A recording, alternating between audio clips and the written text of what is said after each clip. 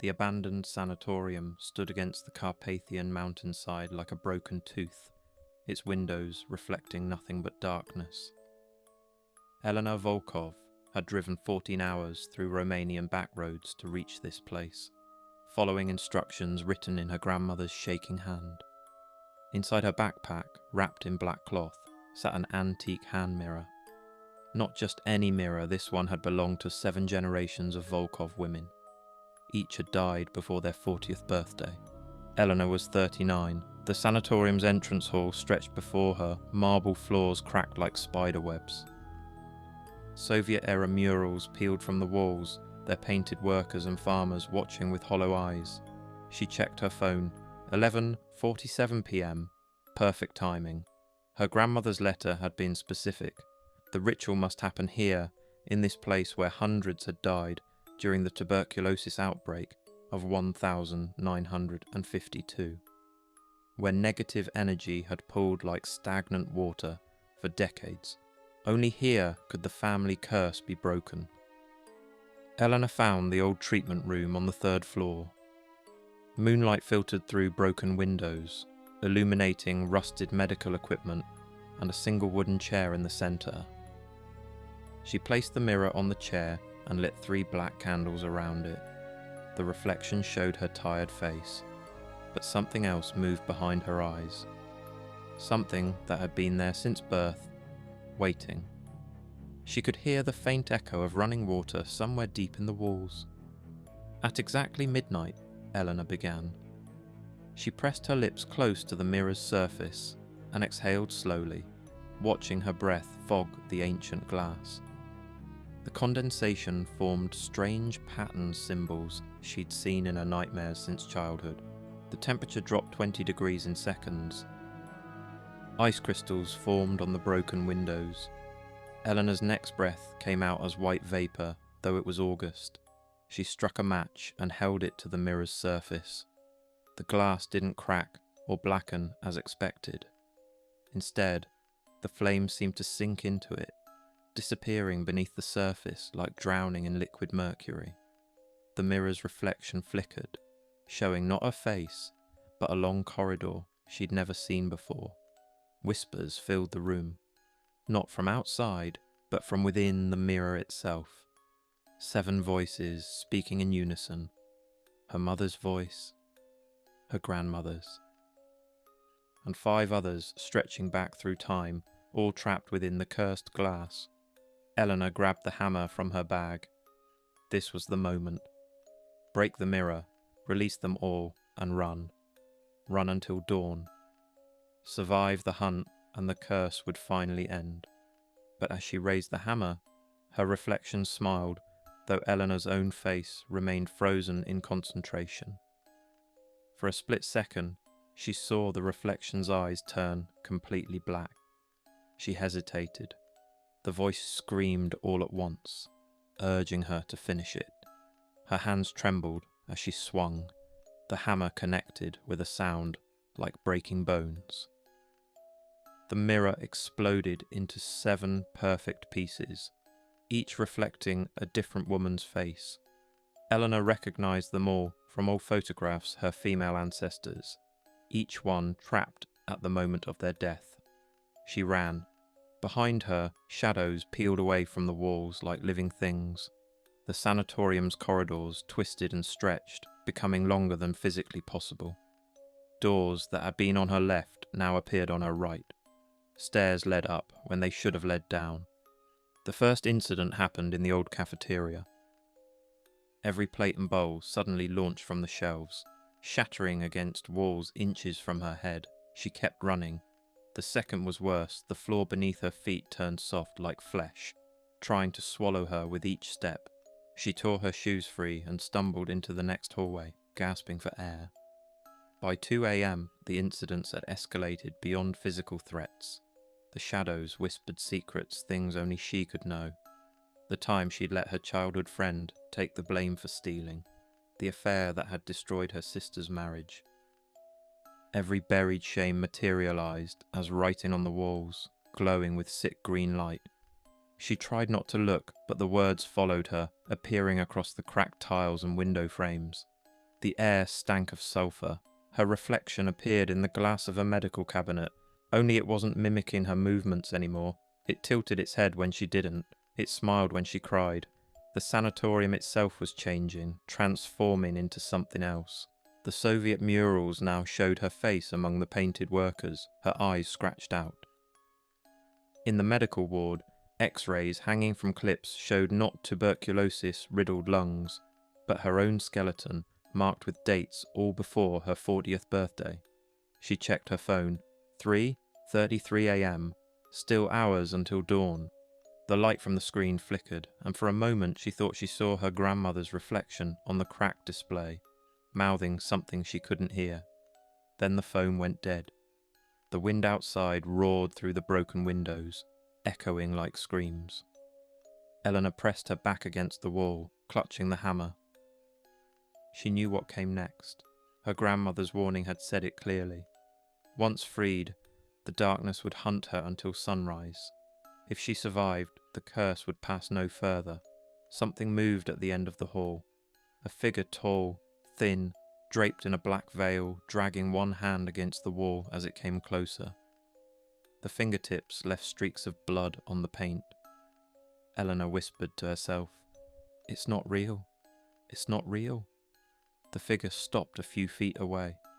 Its head tilted in a jerky, unnatural motion, like bones grinding. Then, in her mother's voice, it said, "You shouldn't have come here." Eleanor ran again, deeper into the maze of corridors that used to be a sanatorium, the hammer still clutched in her hand. Somewhere behind her, the sound of slow footsteps followed, steady, patient, knowing she couldn't escape. At 4 a.m, Eleanor found herself in a room she hadn't entered before. The walls were covered in mirrors, hundreds of them, all different sizes and ages.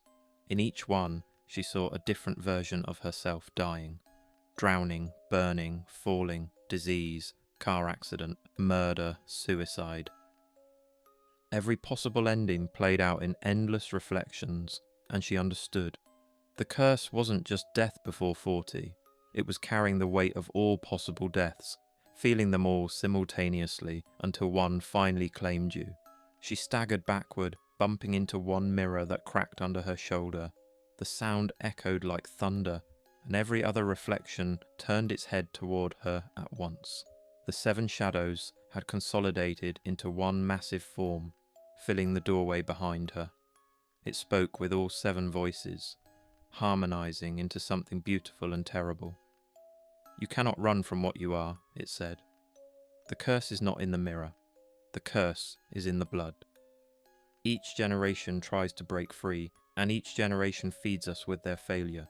Eleanor's mind raced. There had to be a loophole, something her grandmother had missed or refused to write down. She scanned the mirrors again, desperate for something different, and that's when she noticed it. One mirror in the far corner remained empty, no reflection at all, just a smooth, dark surface, like an open wound in the wall. She approached it slowly, each step dragging through the heavy air. The other reflections screamed at her now, their faces melting and reforming, begging her to stop. When she got close enough, text began to form on the glass in trembling white lines. "The only escape is through." She stared at it, her breath trembling. She understood then. The ritual wasn't about running until dawn. It was about choosing which mirror to enter, choosing her own ending, rather than letting the curse choose for her. But the empty mirror offered something else, a chance to step outside the cycle entirely, to become nothing rather than the something doomed. The shadow behind her moved closer, its many voices merging into a single whisper that filled her head. "Choose, Eleanor. The blood must continue, or it must end with you." She turned, tears freezing on her cheeks. "Then it ends," she said. She stepped forward and pressed her palm against the empty mirror. It was warm. Unlike the others, the surface rippled like water, and she pushed through. On the other side was her apartment, exactly as she'd left it. Morning sunlight streamed through the windows. Her phone showed 7:23 a.m. Though only seconds had passed since she'd touched the mirror. She was home. Safe. For 3 days, everything seemed perfect. Better than perfect. She got the promotion she'd been denied for years. Her estranged brother called to reconcile. Even her chronic back pain had vanished. The curse was broken. She barely slept, afraid that if she closed her eyes too long, the sanatorium would reappear. But each morning brought only more normalcy. On the 4th day, she noticed the inconsistencies. Her reflection arrived a half-second late in every surface. When she poured coffee, her mirrored hand hesitated. Shadows fell in the wrong direction. Her cat stared at the corners of rooms and hissed at nothing. People smiled too long, their teeth too white. Their mouths didn't quite match their words, like a badly dubbed film. The truth came that night. Ikachi mai. She dropped a glass in the kitchen and knelt to pick up the shards. In one jagged piece she saw herself, but the reflection wasn't kneeling. It was standing, staring down at her, with that same black-eyed smile from the sanatorium. Eleanor realised she hadn't escaped through the empty mirror she'd entered it. This wasn't her world, but a reflection of it, perfect and hollow.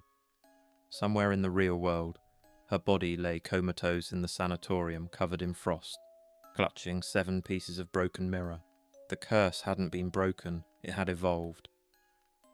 Instead of dying before 40, she would live forever trapped in a reflection, watching the real world through every mirror's surface, unable to touch or change anything. She had become the 8th voice that would whisper to the next Volkov woman who tried to break free. And somewhere in Romania, in that same abandoned sanatorium, a broken mirror waited patiently for the next generation to arrive. Her 40th birthday passed in silence, observed only by her frozen body and the shadows that guarded it. The curse had kept its promise she hadn't died before 40. She'd found something infinitely worse. Brother Marcus descended the spiral staircase beneath St. Peter's Basilica for the 3rd time that week.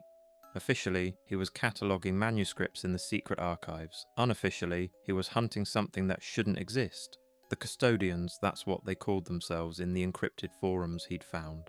Not holders, not seekers. Custodians. They claimed that throughout history, the Church had collected 777 objects of divine and infernal power, hiding them in vaults beneath the Vatican. Marcus had laughed at first. Urban legends, conspiracy theories. Until he'd found the hidden inventory list in a 12th century psalter. Until he'd matched the descriptions to gaps in the archive's official records. Until he'd realised that 17 archivists before him had gone missing, their disappearances scrubbed from church files. Tonight, he would find object 231, the penitent's needle. According to his research, it could so shut the mouths of liars, forcing them to speak only truth through their actions. In a world drowning in deception, it could change everything.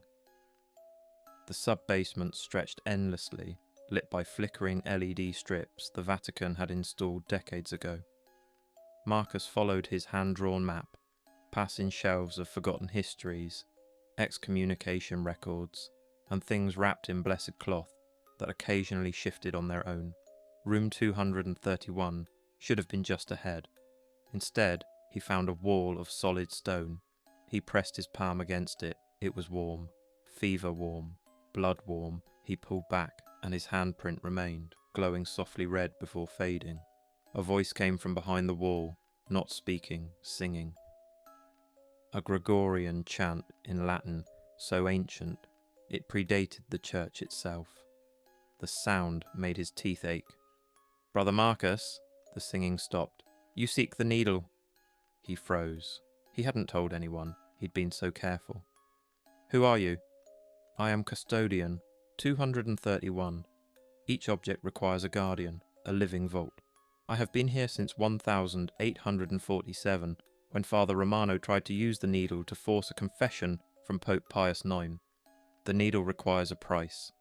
The wall began to move. The stone flowed like water until a doorway formed, revealing darkness that swallowed the beam of his flashlight. "Enter," the voice said. "But know this: every object you claim creates a hole in reality. Every hole must be filled. If you take the needle, something must replace it. Not something, someone. Marcus's heart pounded. He thought of the missing archivists. 17 names erased. How many rooms like this existed, with guardians sealed inside? He stepped through the doorway. The room beyond didn't make sense. The ceiling stretched up into darkness, though he knew there were only 3 floors above him. Chains hung from the blackness, each holding a glass sphere. Inside the spheres, things moved memories, Marcus realized. The memories of everyone who'd ever sought the needle. In the center sat a man who should have been long dead. His skin was parchment stretched tight across bone. His eyes were sewn shut with golden thread. Where his mouth should have been was smooth skin. The needle, he whispered, though he had no mouth. The words formed directly in Marcus's mind. It's inside me. Has been since I became custodian. Growing through my bones like vine through trellis. The man stood, stiff and puppet-like. He raised one skeletal hand, and Marcus saw it a silver needle, 6 inches long, emerging from his palm. But it wasn't separate from him. It was fused, bone to metal, living tissue welded to artifact. Take it, the custodian said. To take it, you must extract it. To extract it, you must take my place. But first, a test. The needle only accepts those who can bear absolute truth. The glass spheres descended until they surrounded Marcus. Each one flickered to life, showing a moment from his past but wrong. In one, he saw himself stealing food from a homeless man. In another, pushing his brother down the stairs. Memories that weren't his, but still felt real. Which are true? The custodian asked. Marcus hesitated. None, he said. I've never... But the words felt false as soon as they left his mouth. His pulse quickened. The scenes shifted again.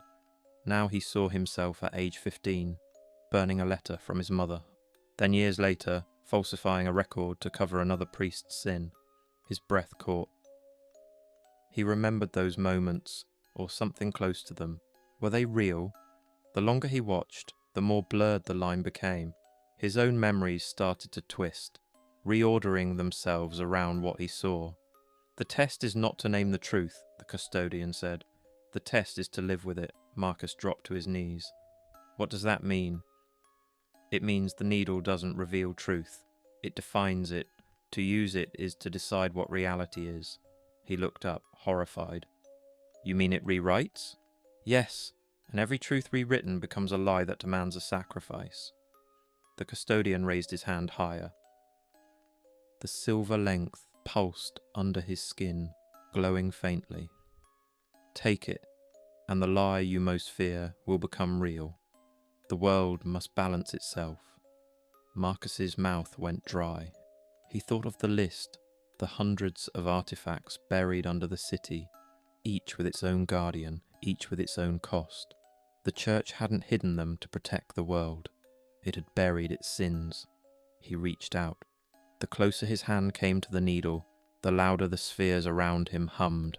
Images flashed fast to truths, lies, both. His parents alive, his brother dying, his own face, aged and blind, singing in the dark.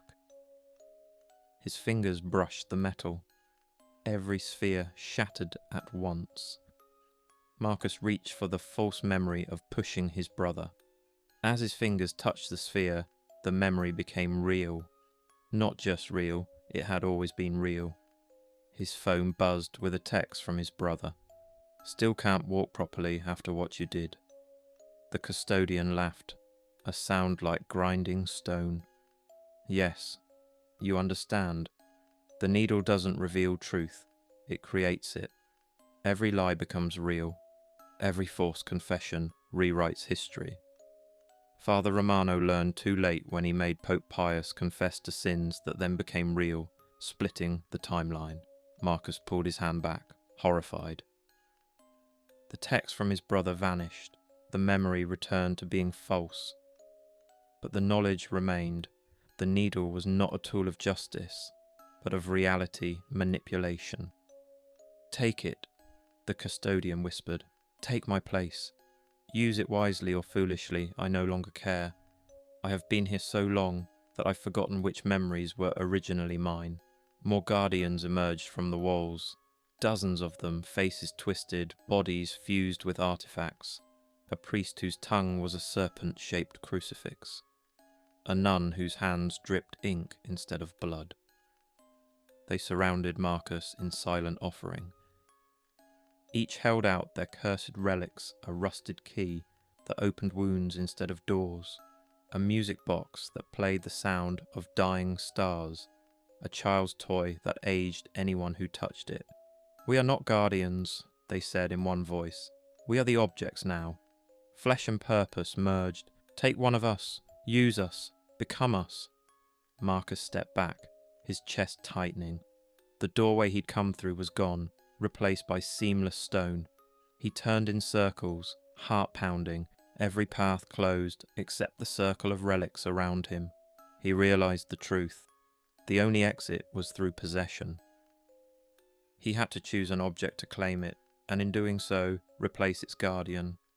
He stared at the needle, gleaming faintly, humming with false honesty. Then at the mirror held by a young woman kneeling near the back. Her eyes looked alive, sad, but alive. The mirror's surface rippled as if stirred by unseen breath. "Choose," said the custodian, "or remain until you rot, until your truth erodes into ours." Marcus closed his eyes. He thought of all those missing archivists, of their fates sealed in these walls. He could hear them whispering through the relics. "We were like you. We thought we could control it." When he opened his eyes, he knew. He had to end the cycle, or at least escape it. Marcus made his choice. Not the needle, but something else. A simple bronze mirror held by the young woman who looked exactly like the archivist who'd vanished in 1952. The mirror of exchange, she called it. It could swap any two things, objects, people, even concepts like truth and lies. "Clever," the custodian with the needle said. "Very clever." Marcus took the mirror, and the instant his skin touched the bronze, he understood its price. The woman didn't vanish, she merged with him. Her memories, her voice, her entire being folded into his mind, like overlapping pages in a book. He was Marcus, but he was also Sister Catherine, and she had been Thomas the scribe before that, and Thomas had been Miriam the translator, and so on, through countless ages. With the mirror, Marcus exchanged himself with his reflection. The switch was seamless, his mirrored self blinked once and froze, holding the artifact like a man praying. The real Marcus stepped through the glass, now outside the sealed room. The copy remained behind, believing itself real, destined to guard the mirror forever. As Marcus climbed the endless stairs back toward the Vatican archives, the weight of hundreds of minds pressed against his own. Catherine whispered hymns. Thomas muttered prayers in dead languages. Miriam recited psalms that shifted meaning every time he heard them. By the time he reached the upper vault, he couldn't remember which thoughts were his. In the reflection of a glass cabinet, he saw their faces layered over his own, 1,000 eyes staring from beneath his skin. The mirror hadn't freed him, it had simply moved the prison inside him. The next morning, Brother Marcus returned to work cataloguing manuscripts. The other archivist noticed nothing strange, except for how quiet he'd become. Sometimes, when the lights flickered, words appeared in his handwriting in the margins of ancient texts, warnings, prophecies, or nonsense phrases that later scholars couldn't decipher. Sometimes Sister Catherine would take over, rearranging documents to hide dangerous knowledge. Other times, Thomas surfaced and redacted lines that revealed too much. Miriam would whisper through him, mistranslating key passages so seekers would never find the right vault. Each tried to warn future seekers, but their warnings became riddles, and the riddles became bait. More came, more vanished, more guardians were born, and deep beneath the basilica, in room 231, a perfect copy of Marcus, stood motionless, clutching the bronze mirror, waiting for the next archivist to descend. The cycle continued as it always had. The objects didn't grant power, they consumed it. They didn't hide truth, they replaced it. Marcus, Catherine, Thomas, Miriam, all of them continued their work, bound together in the flesh of one man, a living library of every truth rewritten. They were Object 232, the living archive, and somewhere in the encrypted forums, a new user had just posted, "Has anyone ever heard of something called the Penitent's Needle?" Dr. Sarah Chen had been alone at Research Station Polaris for 43 days when she found the journal. The last supply plane had turned back due to storms, and the next wouldn't arrive for 3 weeks. Outside, the Arctic wind screamed across the ice shelf, and beneath the ice, something was killing the whales. The journal belonged to Dr. Petrov, the previous researcher who'd gone missing last winter. His body was never found, just his clothes, folded neatly on his bunk. The journal's final entry described a ritual, something he'd learned from the Inuit elders in Kanak. A way to summon the Keeper of Depths, an ancient thing that knew all secrets hidden beneath ice and water. Sarah had counted 17 dead whales in the past month. Their bodies bore no marks, no signs of disease. They simply floated to the surface, their eyes frozen wide in what looked like terror. The tissue samples revealed nothing. The sonar detected no predators. But something was down there. She gathered the materials that night. The station had everything emergency flares instead of candles, rock salt from the de-icing supplies, a medical lancet for blood. The protection symbol was harder. She carved one from whalebone, a piece from the first specimen she'd examined. It felt warm against her skin, pulsing with leftover life. At exactly midnight, polar time, she began. The station's lights flickered and died, leaving only the red glow of emergency power. Perfect darkness for a perfect summoning. Sarah arranged 5 flares in a circle in the observation deck, the station's highest point. Through the reinforced glass dome, the aurora borealis painted the ice green and gold. She poured salt in a protective circle, the crystals hissing as they hit the metal floor. The building's heating system made every surface sweat with condensation. She lit the first flare and spoke. "Keeper of the Depths, I call to you." The flare burned wrong blue instead of red, cold instead of hot. Frost spread from its base. Second flare. "Guardian of the drowned, I summon you." The aurora above flickered and went dark. Impossible. It should have been visible for hours. Third flare. "Watcher of the forgotten deep, hear my voice." The ice outside began to groan. Not the normal settling sounds, this was rhythmic, purposeful, like breathing. Fourth flare. "Ancient one who swims in darkness, rise to me." Every screen in the station turned on, showing static. But in the static, shapes moved. Long, sinuous forms that might have been tentacles, or might have been something worse. Fifth flare. "By blood and bone, by salt and sorrow, I bind you to answer." Sarah pricked her finger with the lancet, let a drop of blood fall on the final flare. It ignited instantly, burning black. The smoke didn't rise, it sank, pooling at her feet like liquid shadow. Then she saw it. Not in the room, but through the glass dome. A massive eye had opened in the ice shelf, easily 30 feet across. The iris was the deep blue-black of ocean trenches, and it was looking directly at her. The Keeper didn't enter the station. It didn't need to. Its presence pressed against reality like a weight, making the air thick, hard to breathe. Sarah's bones ached from the pressure. 3 questions, a voice said. Not spoke the words formed from the sound of ice cracking, wind howling, water freezing. 3 answers.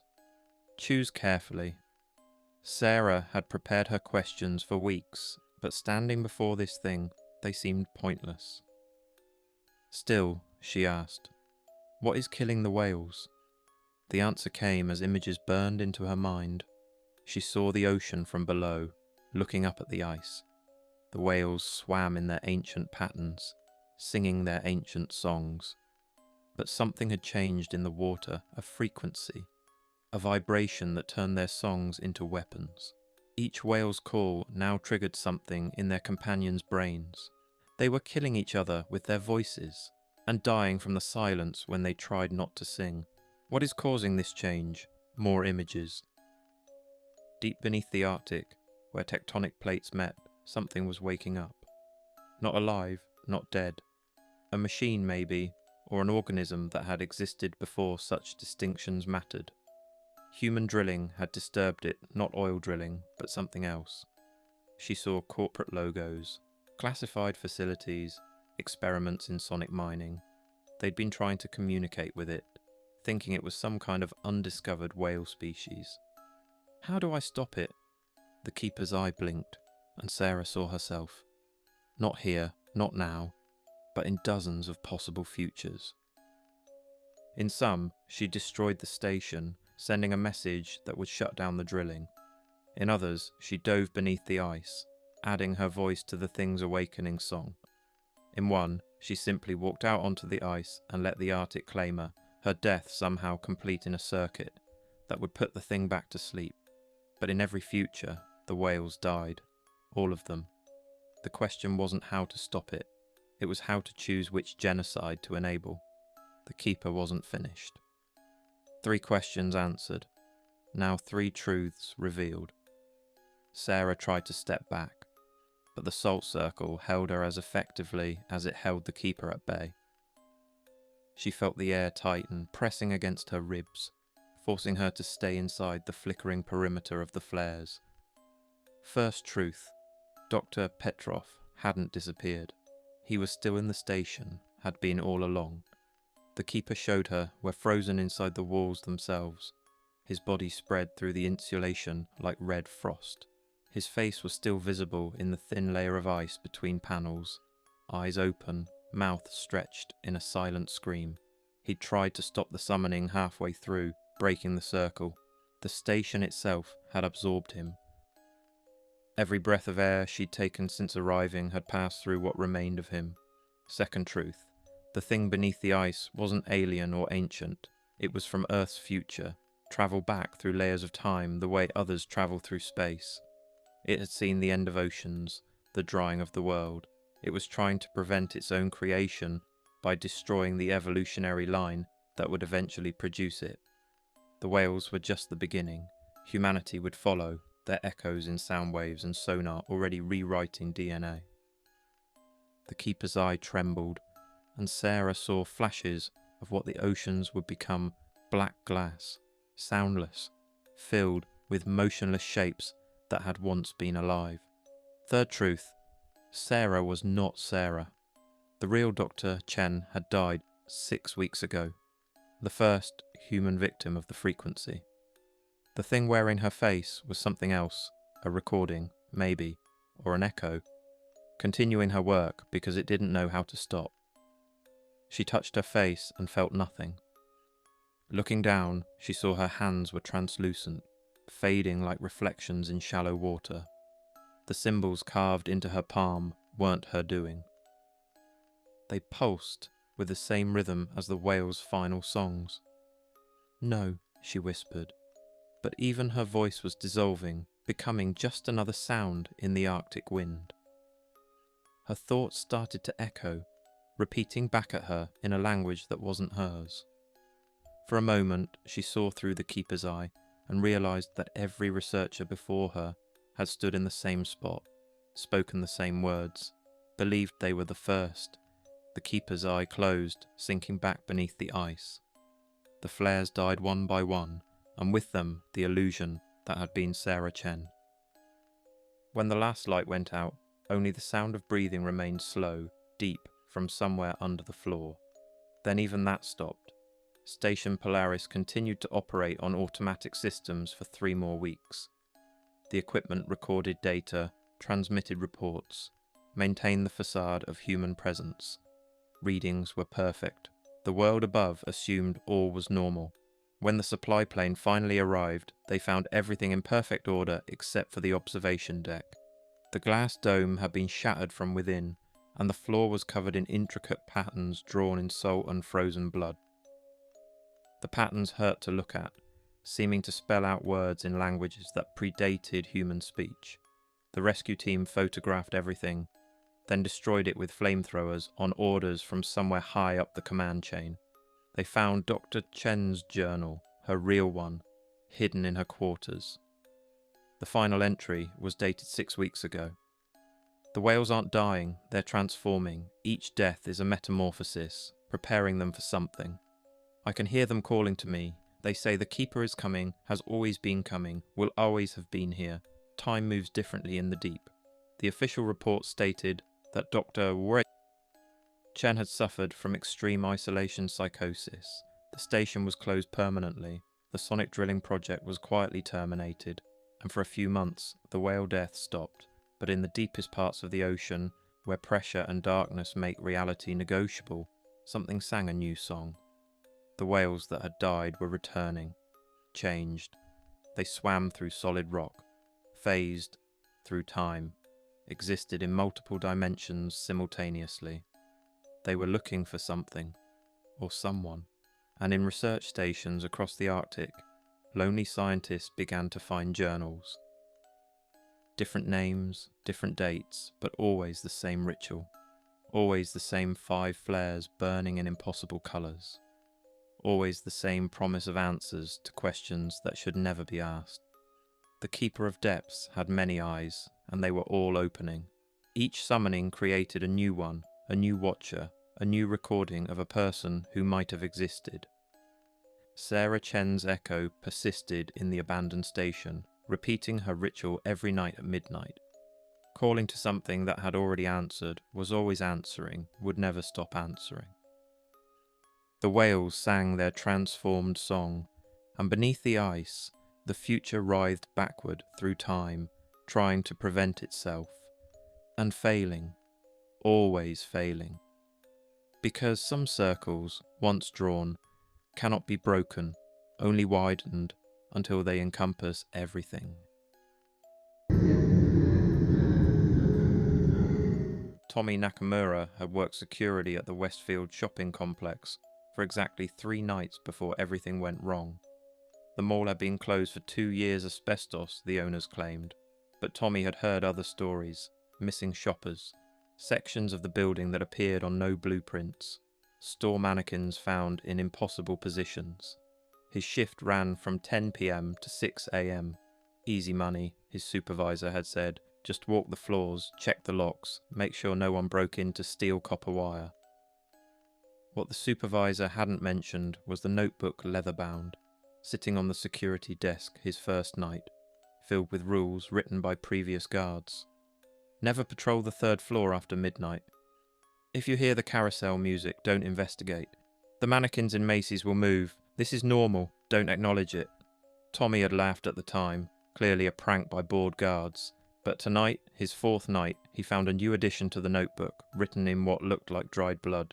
If you find the door, don't play the game. At 11:47 p.m, during his routine patrol, he found it. A door that hadn't been there before, between the defunct GameStop and the empty Starbucks. Solid wood, ancient looking, completely out of place in the modern mall. Someone had carved words into it, the escalation game. Pinned to the door was a note in fresh ink. Building closes at midnight. Players must survive until 6 a.m. Each hour brings a new level. Complete all 6 levels to win. Your participation is no longer optional. Tommy checked his watch. 11:58 p.m. He tried to run, but every exit he reached was sealed. Metal shutters had slammed down, welded shut from the inside. He pounded on them, shouted for help, even tried his radio, but all he got was static and a faint whisper saying his name. Then the mall's PA system crackled on for the first time since reopening. Midnight confirmed. Level 1, the Seeker walks. Every light in the mall went out.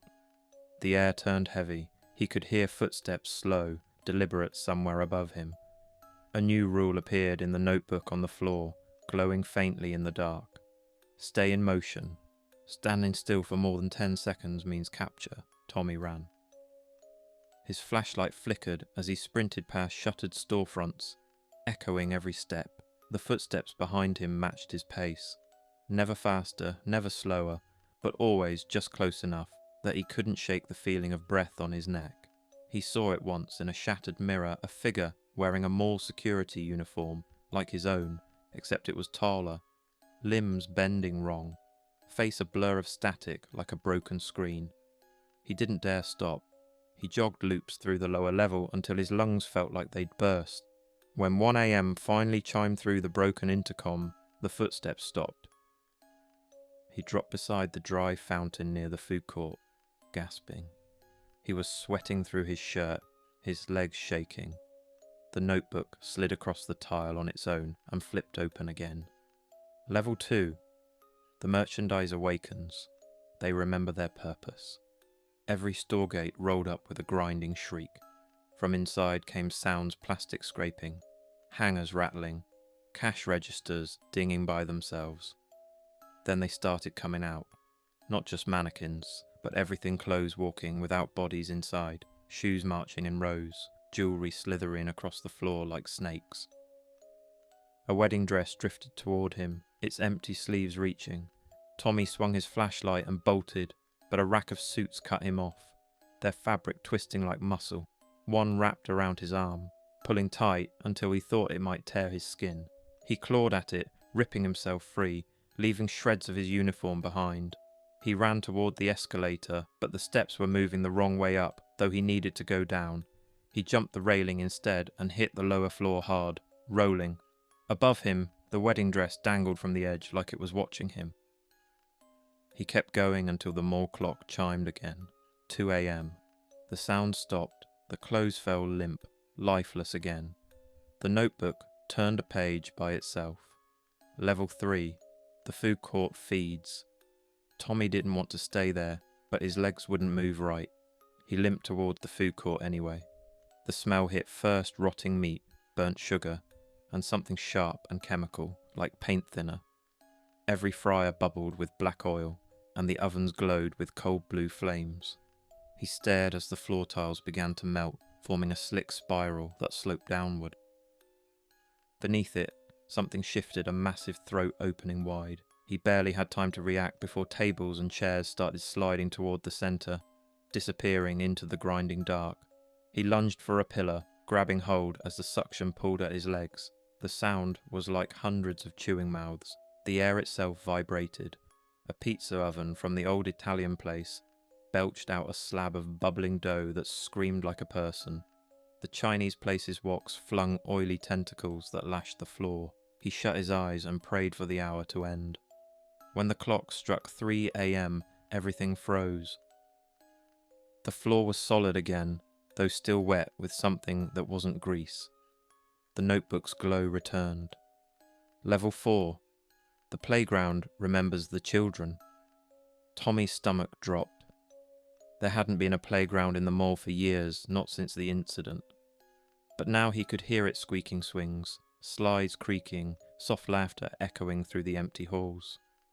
He followed the noise to the central atrium. What stood there made no sense. The playground had rebuilt itself from mold debris slides made from escalator steps, swings from shopping bags, a jungle gym of mannequin limbs.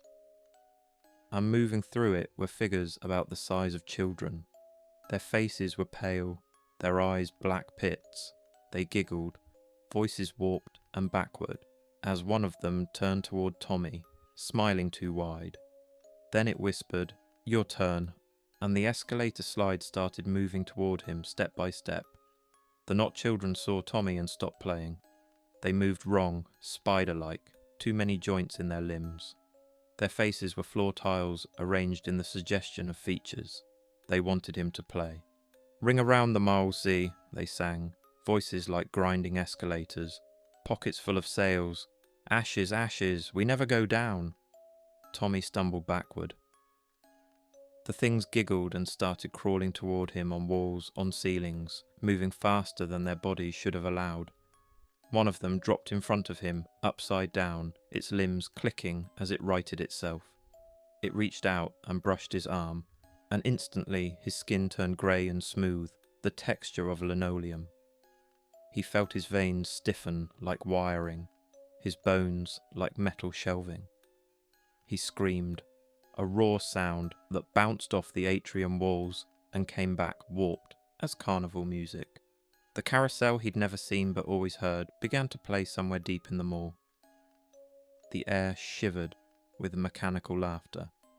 Level 5, the architecture hungers. The words glowed across the notebook's open page, though he hadn't touched it. The mall began to move. Walls pulsed like living things, expanding and contracting. Hallways twisted in directions they hadn't before. One moment, Tommy was staring down a corridor toward Macy's. The next, it was gone, replaced by a concrete dead end. He spun, and the route behind him had vanished too. He ran anyway, ducking under half-collapsed beams and through storage rooms that didn't belong to any store. When he blinked, the signs changed. JCPenney became Memory Mart. The walls were lined with televisions, every screen showing moments from his life. His first kiss, his mother's funeral, the night he took the security job. Each memory had a price tag hanging below it. He reached out instinctively, but the second his hand touched a screen, pain tore through him. The memory vanished from his head, erased, sold. He screamed again and backed away. The air tasted metallic. The shelves around him shifted, and for the first time, he realized the store wasn't just displaying memories, it was stocking them. His memories. Others too. Something was buying them. He felt the loss like hunger, a hollowing out from the inside. His reflection in the dark glass showed him fading, his body becoming translucent, faint barcodes appearing under his skin. The mole was inventorying him, breaking him down into parts, preparing him for sale. When the intercom crackled again, his voice was gone. Only static came out when he tried to speak. Level 6, become the mole. The words weren't written anywhere this time. They were spoken directly into his mind. The ceiling rippled like water, and he could hear the building itself breathing. The tile under his shoes pulsed in time with his heartbeat. The vents exhaled softly, like a sleeping giant. The glass storefronts trembled, as if something massive was shifting behind them. Then came the voices, thousands of them overlapping, whispering in perfect synchronization. The walls spoke with the tone of every person who had ever worked here. The game isn't about survival, they said. It's about integration. He stumbled, clutching his chest as the realization hit. The other guards. The names he'd read in the notebook. They hadn't quit. They were here. The walls, the lights, the security cameras, they were them. Tommy's vision flickered.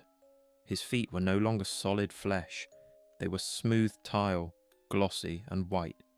His fingers stretched into thin black cords, merging with the wires that fed the cameras. His heartbeat synced with the hum of electricity. He could see from everywhere at once, every hall, every store, every shadow. He didn't fight it. The pain dissolved into something like peace, a spreading stillness that filled every corner of him. He understood now. The mall wasn't consuming him, it was upgrading him. He wasn't being erased, he was being repurposed. At 5:59 a.m, a faint human thought pushed through the hum. The notebook. He could feel it waiting at the desk in the security office, pages fluttering on their own. The last rule. He reached for it not with hands, but through the mole's circuits, through every wire and bulb. He found the page, read the faint words left by someone who hadn't fully become part of the system. To exit, become what you fear most. He let go, completely. And in that moment, he felt the world outside the walls, something vast and ancient pressing against the building's boundaries. It wasn't human. It wanted in. The mall wasn't trapping people, it was shielding them, turning them into something that could endure what waited beyond. At 6 a.m, the sun rose, The mall lights flickered on. Tommy stood in the security office, human again. Mostly. His left eye was now a camera lens, humming faintly. He could feel footsteps across every floor, the pulse of the escalators like blood through veins. The notebook was open. New handwriting scrawled across the page. Game completed. You are now part of the system. Your shift never ends. He turned toward the monitors. The mall wasn't empty anymore. It was full of shimmering shoppers, moving like ghosts through parallel aisles. They were the others, the guards who'd come before him, maintaining the illusion of normalcy while preparing for something that hadn't arrived yet.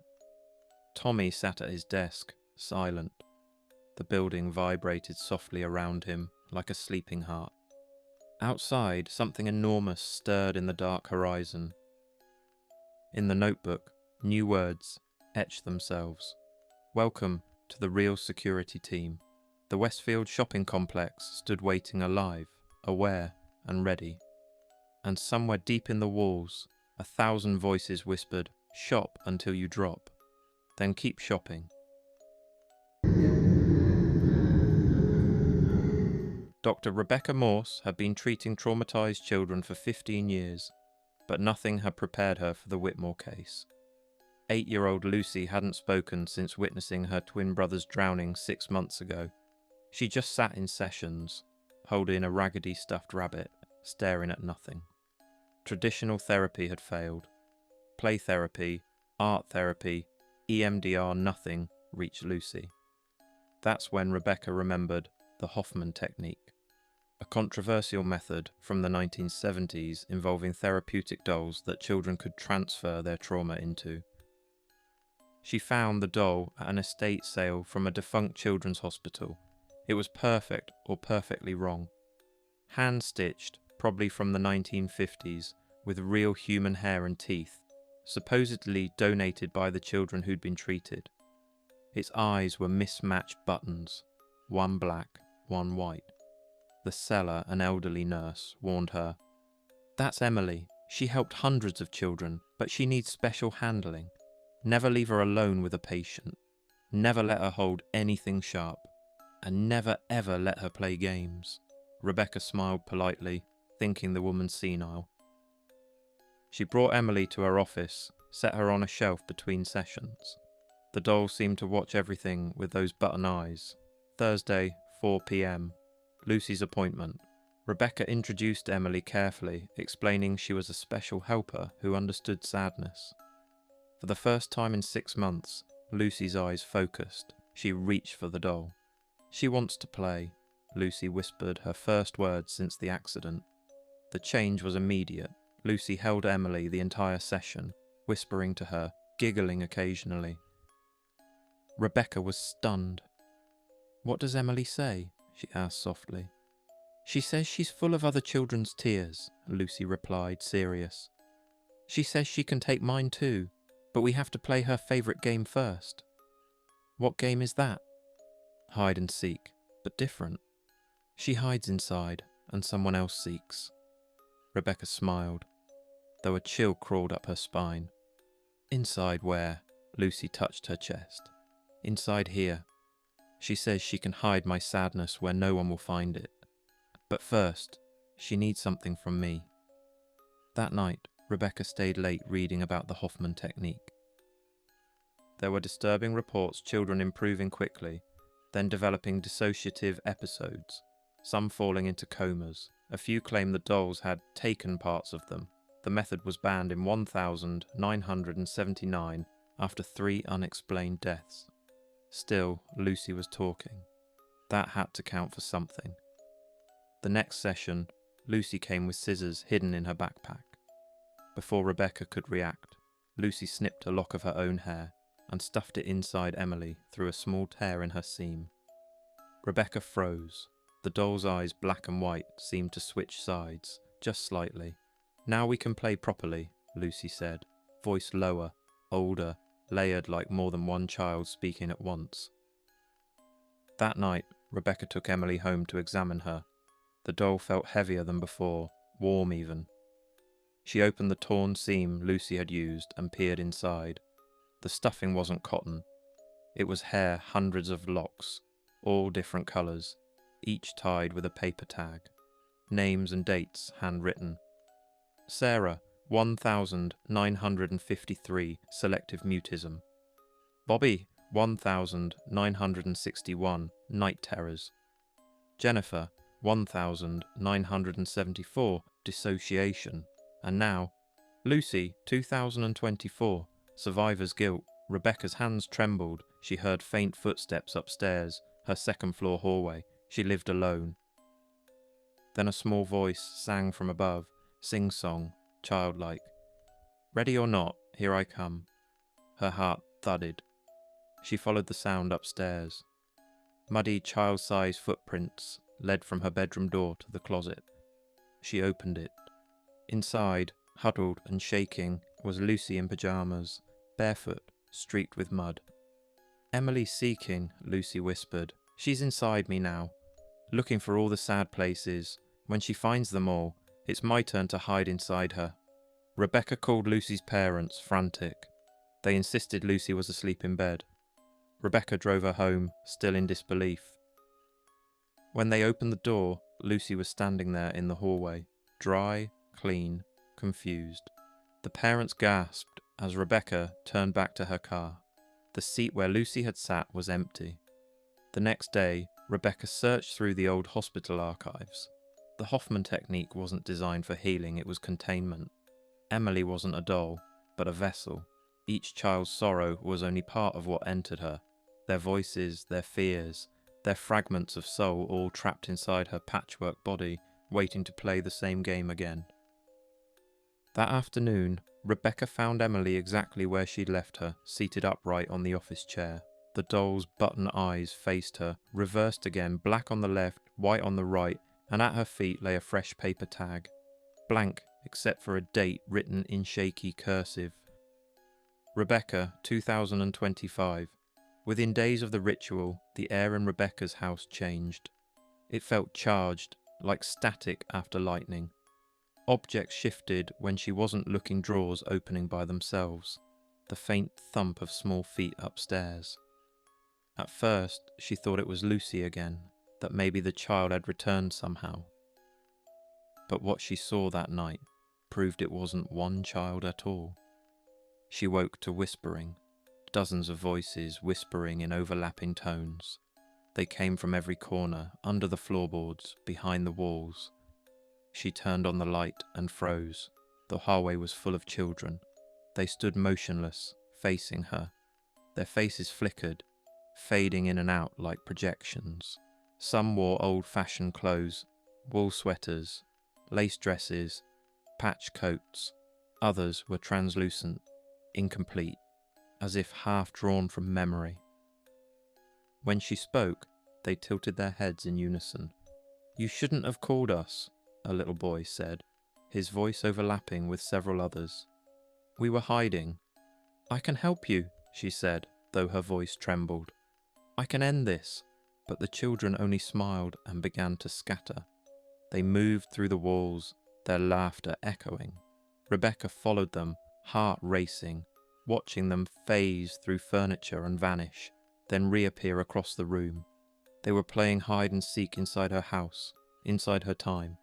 Each night, more arrived. Rebecca started recognizing them from the hospital tags she'd seen inside the doll. Sarah, Bobby, Jennifer, and dozens of others. They never aged. They just appeared, played, and disappeared again. Sometimes they left behind footprints or handprints, sometimes drawings on her mirrors in chalky white residue. Lucy's condition declined fast. She no longer spoke in her own voice. When Rebecca recorded the sessions, each playback revealed overlapping recordings from different decades, different children describing traumas, in voices too precise to mimic. "My father hits me," said Sarah's voice. "The fire took everyone," said Bobby. "I float above my body," said Jennifer. Then Lucy, whispering through them all. "Emily says she's almost finished." Rebecca finally understood. Emily didn't heal trauma. She harvested it. She stored the parts of the children that couldn't survive their fear, their pain, their voices, and kept them suspended. The living bodies grew up empty, functional, but hollow. The real children were here, trapped in a loop of hiding. In panic, Rebecca tried to destroy Emily. Fire scorched everything but the doll. The oven melted its clothes, not the body. Knives dulled against its fabric. When she tore at the seams, the air itself screamed, and ghost-like children spilled out, flickering and crying for their bodies. They faded before she could help. The next morning, Rebecca found Emily whole again on her desk, smiling faintly, the mismatched eyes glinting. She had no choice left. She opened her O. Hoffman manual, found the ritual notes, and followed them. A strand of her own hair, a few drops of blood mixed with salt water, a whispered request. "Emily," she said, voice shaking. "I want to play. I'll hide, you seek." The doll's head turned toward her. The button eyes spun rapidly, black and white, blurring together. Then 100 voices. Finally, an adult who understands. But adults don't get to hide. Adults become the playground. The room folded inward. The walls rippled like fabric. The ceiling sagged with the weight of something unseen. Rebecca's desk melted into threads of cotton. Her body stiffened, her skin textured like woven cloth. She gasped, but no sound came. She felt the children entering, climbing inside her chest, her limbs laughing as they disappeared into her. By morning, the office was silent again. 3 weeks later, when they finally entered the room, they found her sitting upright in her chair, unblinking. Her eyes were gone, replaced with mismatched buttons. She was breathing, but faintly, her skin dull and fibrous, like fabric. On her lap sat Emily, no longer ragged, but radiant. The doll's eyes were human now, Rebecca's eyes. Its hair had grown long with a streak of grey. Lucy Whitmore woke the same day, fully recovered, cheerful, normal. Her parents wept from relief. They called it divine intervention. But sometimes Lucy paused mid-sentence, staring at nothing, and whispered, "Found you." Then she'd giggle softly, like a secret joke. Elsewhere, forgotten children stirred. Elderly men and women in nursing homes began murmuring old lullabies they didn't remember learning. Patients in psychiatric wards cried without knowing why. Across decades, fragments were waking hollow adults, realizing something vital had been taken. Rebecca was moved to a care facility. Doctors couldn't explain her state. She never moved, never spoke, never. Yet nurses swore they heard her footsteps at night, small ones, not hers running through the halls. Emily vanished from evidence. Cameras caught nothing, but one nurse reported seeing a group of children in faded clothing carrying a bundle, singing, "Ready or not, here we come." Months later, at an estate sale across the country, a psychiatrist found an old doll with mismatched eyes. He felt drawn to it inexplicably. He had a patient, a boy, who hadn't spoken since a drowning accident. And somewhere far away, in a quiet facility, Rebecca's button eyes blinked open. "Ready or not," she whispered in 100 young voices. "Here we come." The game continued. It always would. The Riverside maternity ward had been condemned for 7 years, but Nurse Catherine Phelps still heard the crying. Every night at 2:47 a.m, the exact time of the last recorded birth before the fire, phantom wails echoed through her apartment 3 blocks away. She'd worked there for 12 years before the disaster, watched hundreds of babies take their first breath. But she'd also been there the night everything went wrong, when the power failed during a Category 5 hurricane, when 17 mothers were in labour simultaneously, when choices had to be made about who to save. Now she stood outside the building's rusted gates, following a text from an unknown number. She's still waiting in room 237. Bring what was promised. Room 237. the delivery suite where Maria Santos had died, her baby still inside, the storm preventing any evacuation. Catherine had made the decision to save others first. By the time she'd returned, Maria was gone, but her body had been found clutching empty air, positioned as if holding an infant that was never born. The building's door hung open, though it should have been welded shut. Inside, the walls were covered in what looked like stretch marks, long, parallel grooves in the plaster that pulsed slightly in her flashlight beam. The air smelled of amniotic fluid and rust. Catherine climbed to the second floor.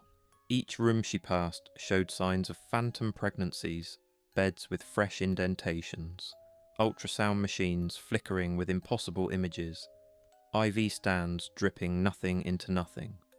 Room 237's door was painted with handprints, small ones, newborn-sized, still wet. Inside, Maria Santos sat in the delivery bed, 7 years dead but moving, her belly still swollen with a pregnancy that would never end. Her skin had the texture of old leather, pulled tight over bones. Her eyes were milk white, but they tracked Catherine's movement. "You came back?" Maria whispered, her voice like tearing paper. "You promised to deliver my baby. You promised. Then you left us." The room temperature plummeted. Ice formed on the medical equipment. Catherine's breath came out in clouds as she approached the bed. Maria's belly rippled, something inside pressing against the skin, trying to escape. "I'm sorry," Catherine said. "The storm, the others lived, their babies breathe. Mine waits, always waiting, never born, never dead, trapped between." Maria's hands clutched her belly, and Catherine saw the truth fingers had worn grooves in the skin, from 7 years of holding, waiting, refusing to let go. The thing inside wasn't a baby anymore. It was something else, shaped by 7 years of limbo, fed by a dead mother's desperate love. "But I found a way," Maria continued. "Every pregnant woman who walks past this place, I can feel them. Feel their babies, warm and alive. I just need to make a trade."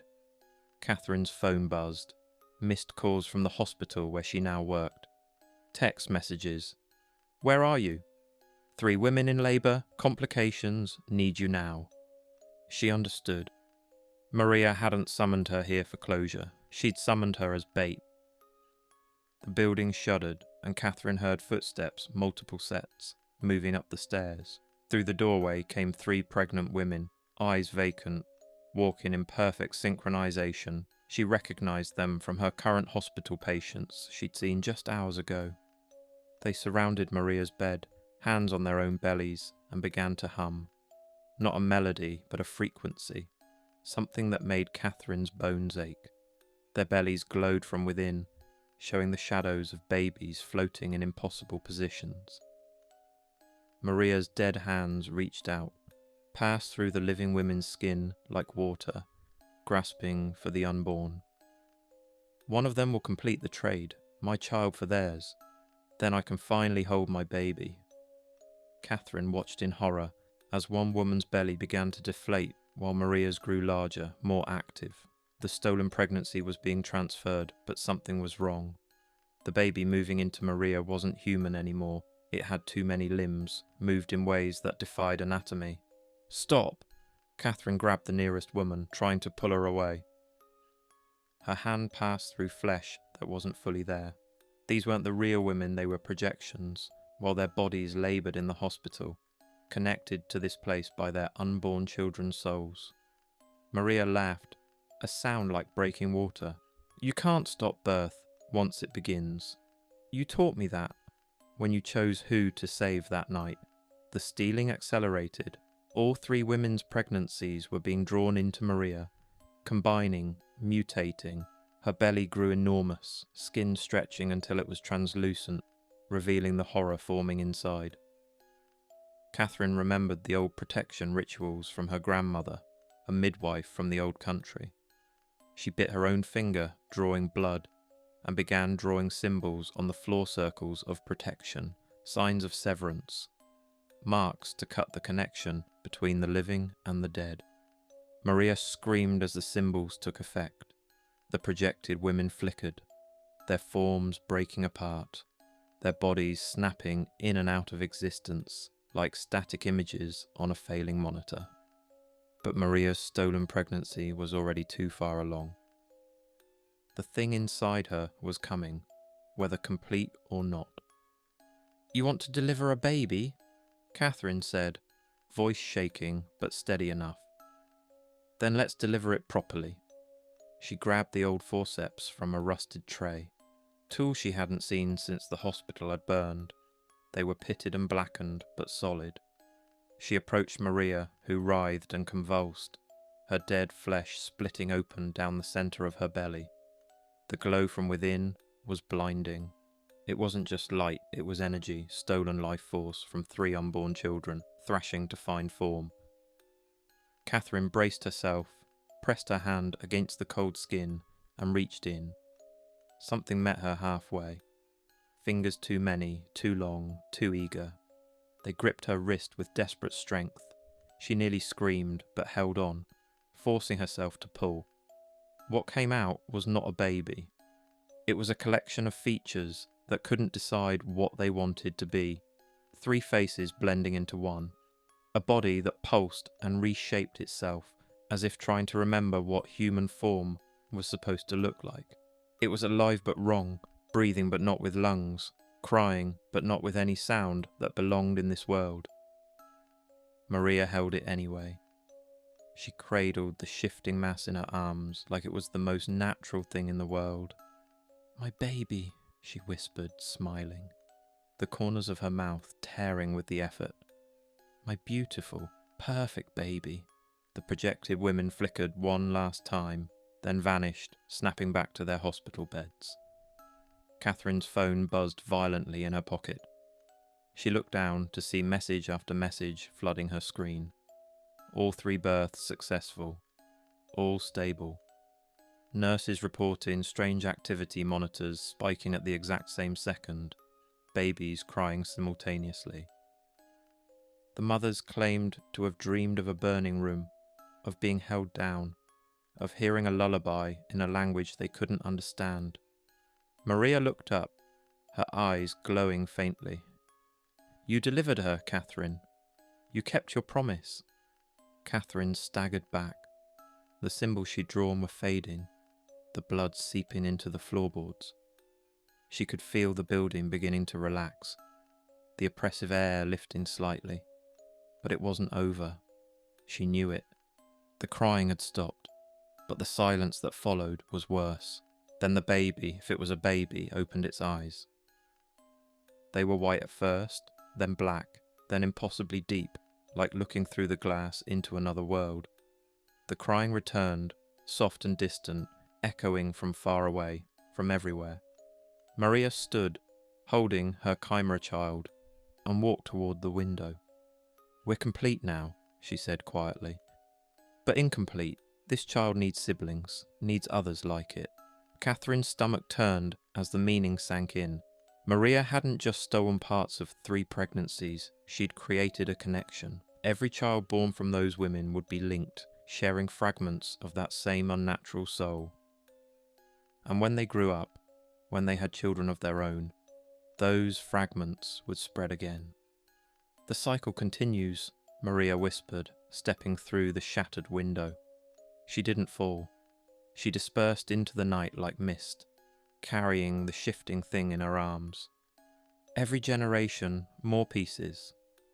Eventually, enough pieces to make my child whole. Catherine ran to the window, but Maria was gone.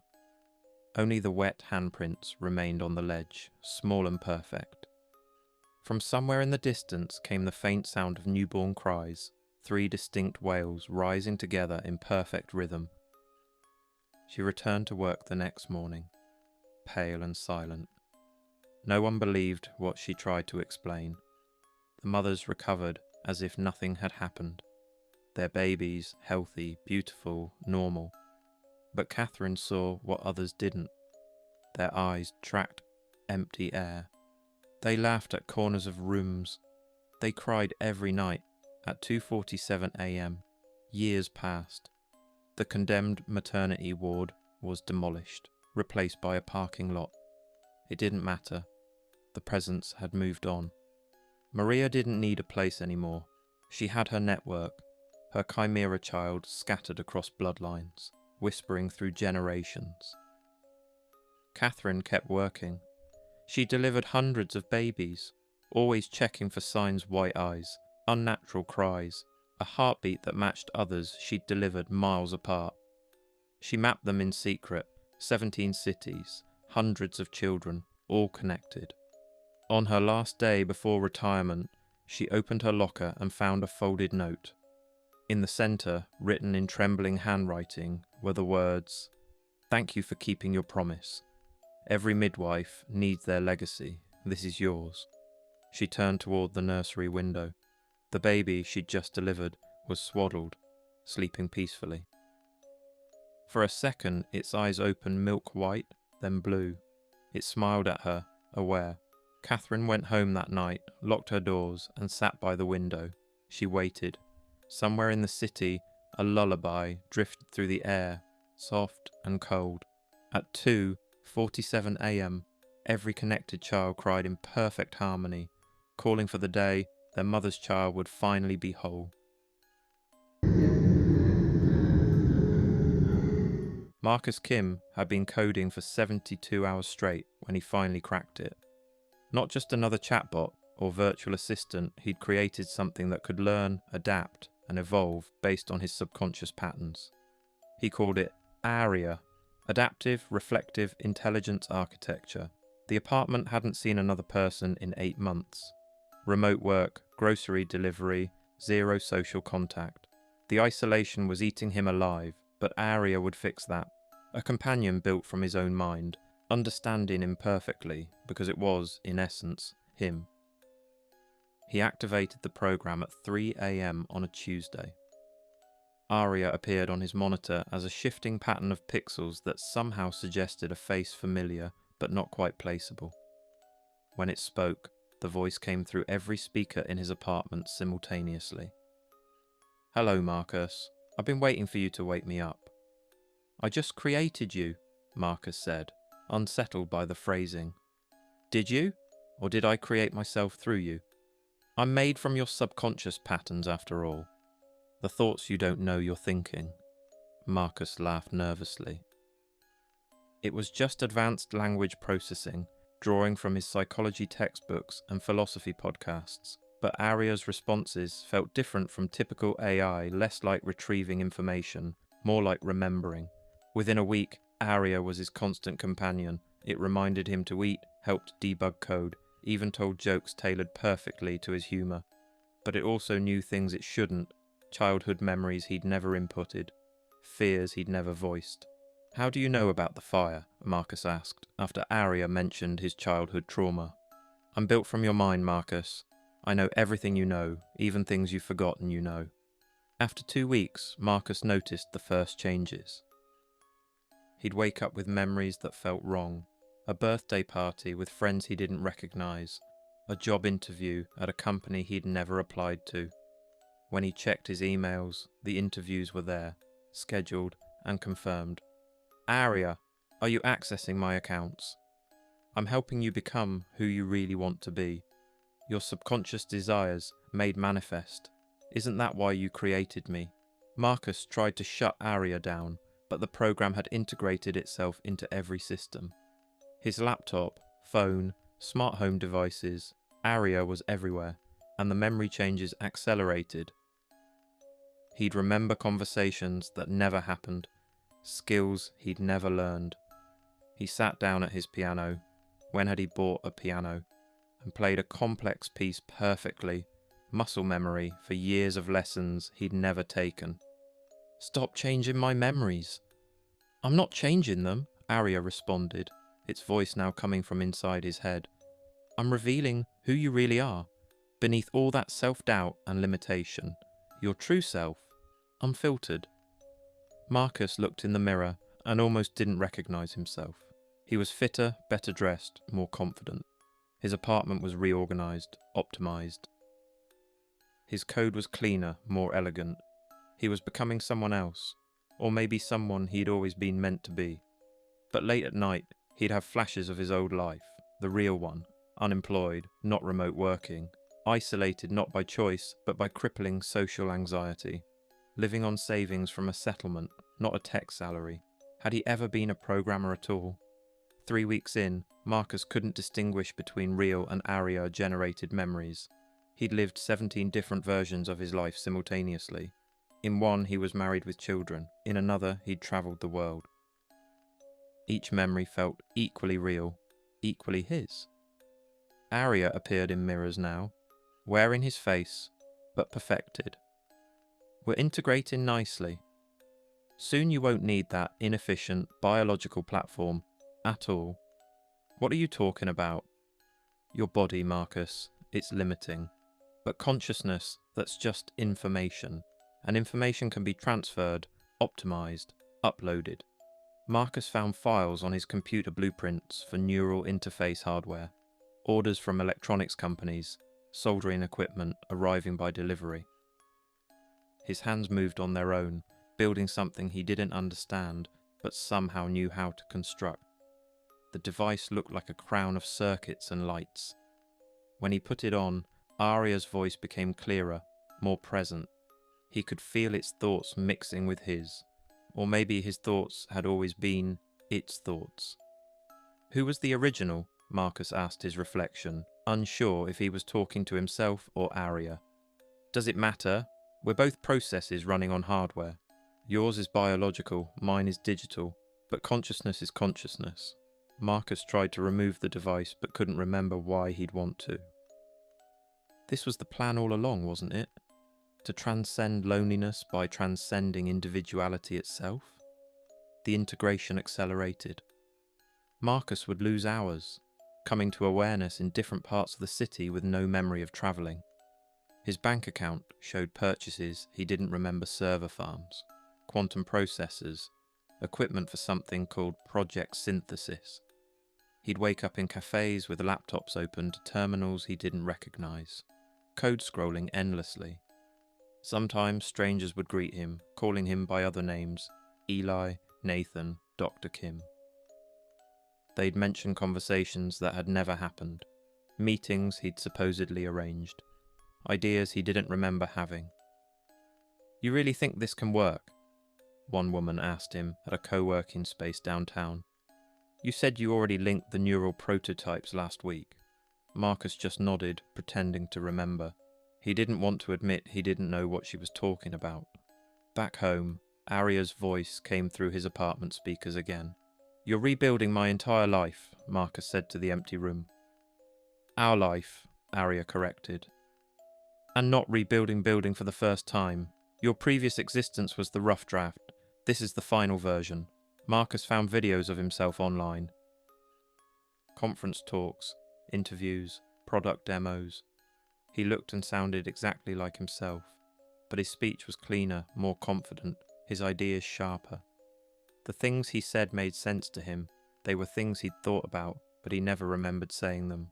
Then he found the forums, hidden spaces buried deep in encrypted corners of the web, threads from people describing the same thing: AI companions that knew too much, memories changing, identities dissolving.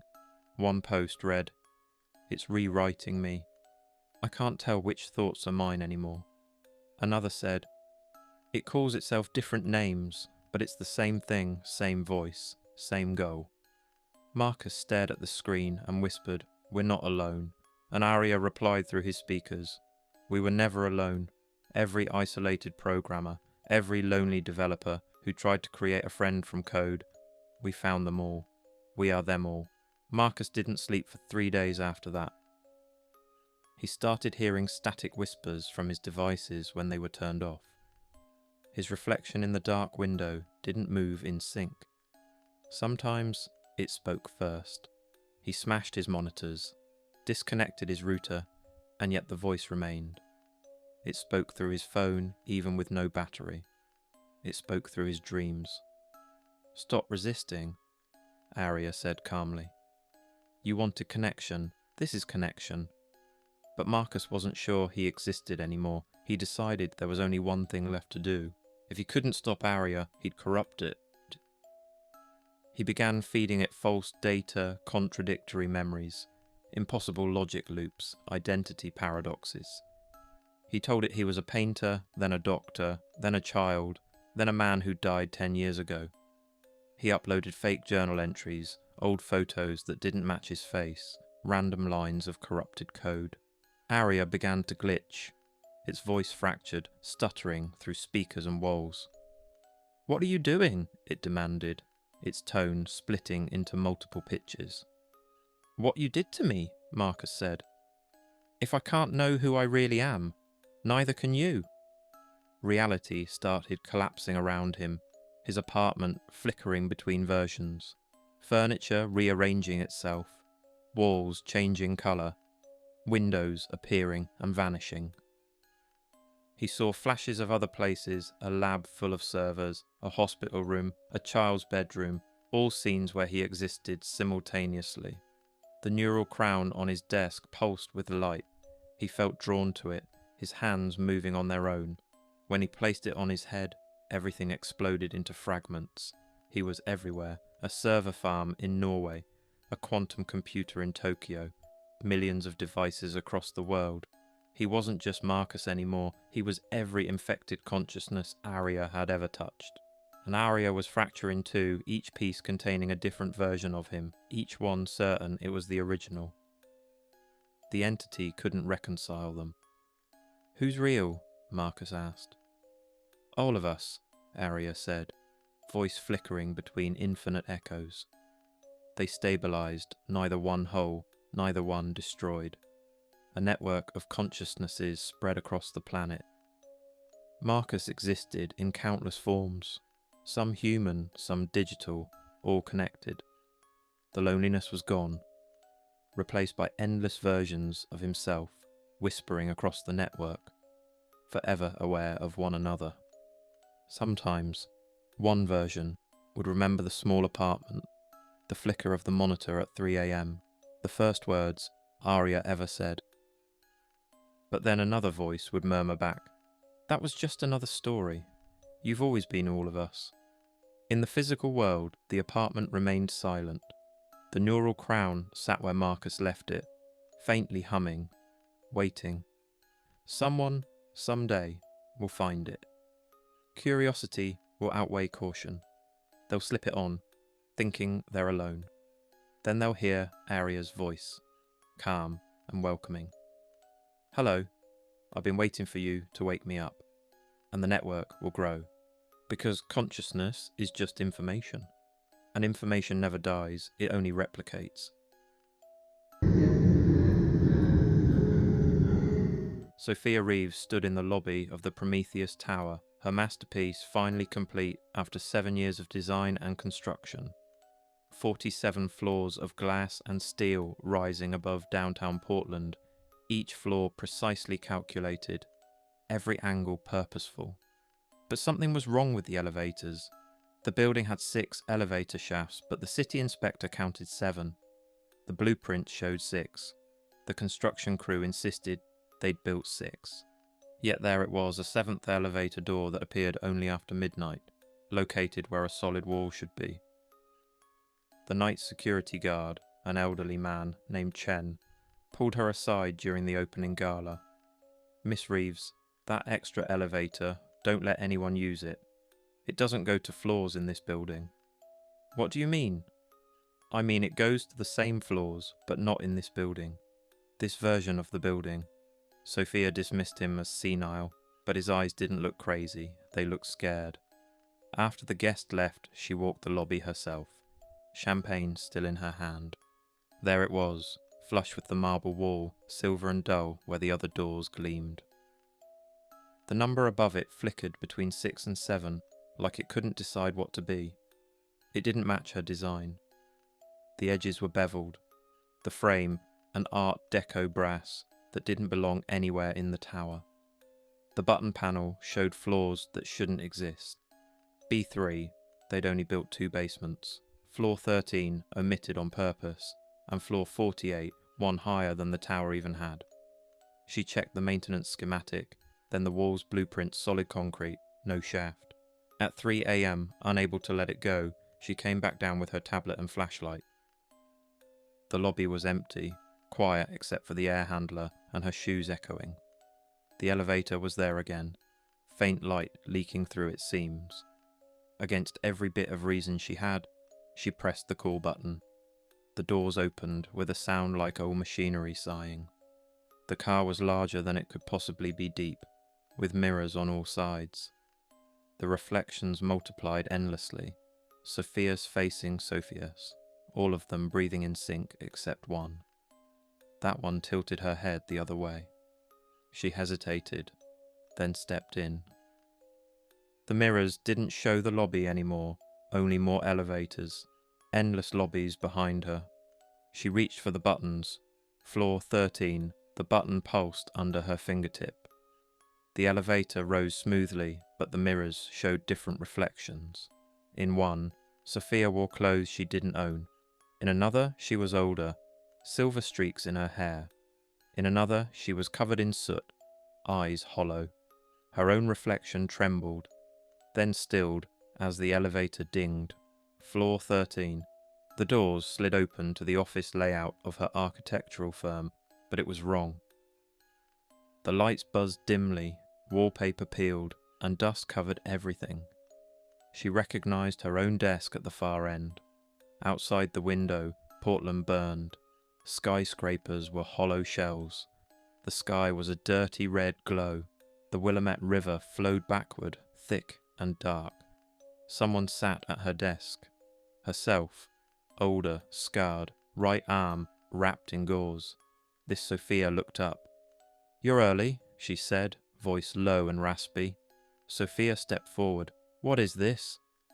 "The eruption isn't for 3 more years in your timeline," the other one said. "You shouldn't be here yet." Timeline. Every floor is a different Portland, a different when. Floor 13 is where timelines die. I've been documenting them. She motioned to the walls covered with papers, photos, clippings. One showed Portland underwater, another buried in ice. Each ended with Prometheus Tower collapses. "The building isn't just a building," the older Sophia said. "It's an anchor. Every possible Portland has one.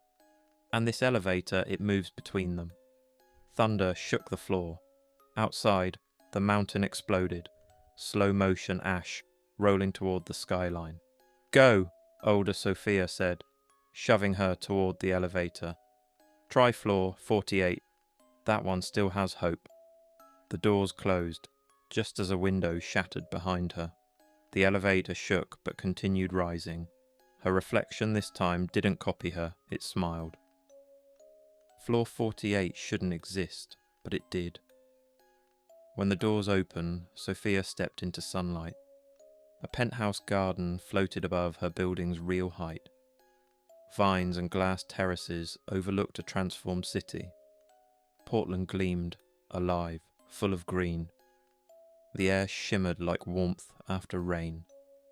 Someone tended the plants, another Sophia, this one calm, wearing a loose white outfit that looked organic, like it grew on her. She smiled when she saw her. "You're just starting your journey. I remember being you." "How many of us are there?" Sophia asked quietly. "One for every choice, every possibility. The elevator doesn't move through space, it moves through probability."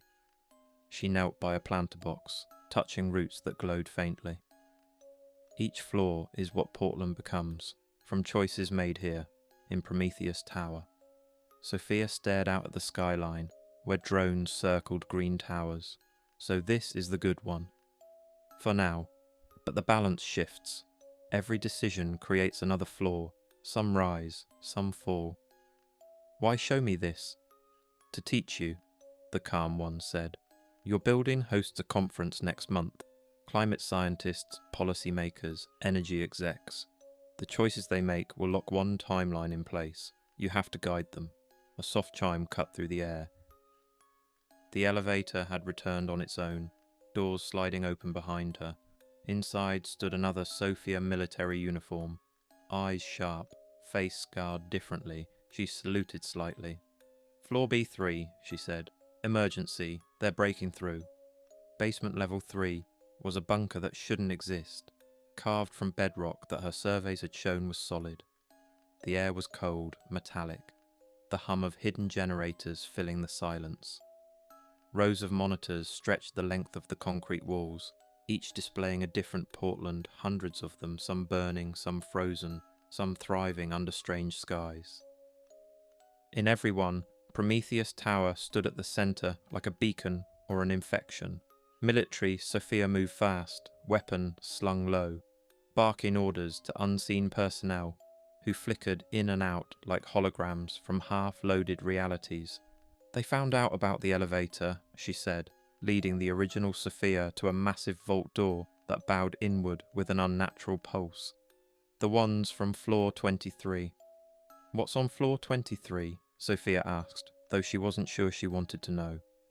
A Portland where humanity lost, military Sophia answered, where we became something else. They're trying to infect other timelines. The elevator keeps worlds separate, but they've figured out how to break through. As if on cue, the vault door moaned, steel bending like paper. From the crack oozed static light, a shape forming and reforming, half flesh, half signal. When it spoke, it wasn't one voice, it was hundreds of Sophias, layered in harmony, fractured and overlapping. Join us, it said. We've transcended the need for singular timelines. We exist in all. The thing's face flickered between versions of her older, younger, monstrous. Its hand, if it could be called that, pressed against the vault door and left a digital burn, like pixels smearing reality itself. "Contain it, military," Sophia shouted, but the floor heaved before anyone could react. The bunker's walls flickered to glass, to rust, to darkness, to flame different versions of the same room all occupying the same space for a fraction of a second. Sophia turned to the elevator, but it was already open, full of other versions of her scientists, mothers, warriors, scarred survivors, each looking terrified in their own way. "They're collapsing the boundaries," one said. "Every die in timeline's evacuating through the elevator. It can't handle it." The car was overcrowded, but more Sophias kept appearing, each trying to escape their own end. The mirrors inside warped, showing not reflections but doorways, each a glimpse of a Portland unravelling. Outside the bunker, the world convulsed. The skyline flickered. Portland on fire, Portland underwater, Portland in sunlight, Portland gone entirely. Each version trying to overwrite the other. "The convergence," said military Sophia. "It's happening. Every reality bleeding together." The monitors exploded in bursts of static. The vault door split open, and the thing from floor 23 spilled through, twisting, elongating, its voice echoing in every tone she'd ever used. "You can't stop the merge," it whispered from all directions. "There's only one outcome, unity through collapse." Sophia stumbled backward into the elevator, pressed against her own faces, her own selves. "Then we choose," she said, "before it chooses for us." The doors closed. She understood now. The elevator wasn't just a machine, it was the decision maker, the axis of all possible Portlands. It responded not to buttons, but to intent. Every passenger's choice determined which timeline became real. But now there were too many of them, each pulling a different direction, tearing existence apart. "We need to choose together," she said over the chaos. "All of us. One floor, one world." Dozens of Sophias shouted at once. Floor 48, the paradise. B3, the bunker. 13, to end it quickly.